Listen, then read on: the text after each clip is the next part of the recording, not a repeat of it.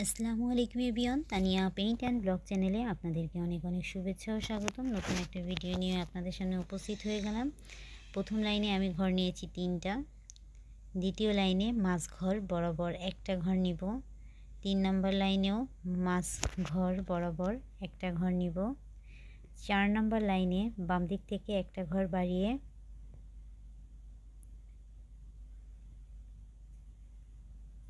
এবং ডান দিক থেকে একটা ঘর বাড়িয়ে মোট ঘর নিব 3টা।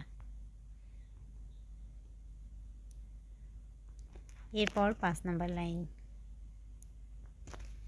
লাইনে ঘর নিব মোট 5টা। বাম দিক থেকে একটা ঘর বাড়াবো এবং ডান দিক থেকেও একটা ঘর বাড়িয়ে মোট ঘর নিব 5টা।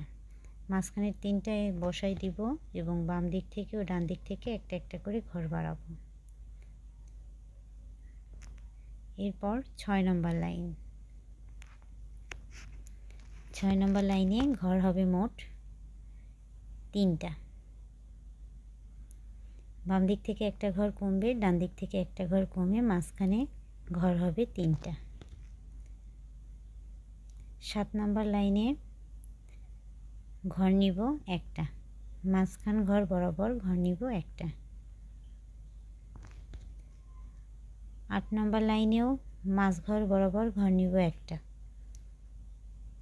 9 নম্বর লাইনে বাম দিক থেকে ও ডান দিক থেকে একটা একটা করে ঘর বাড়িয়ে ঘর নিব 3টা।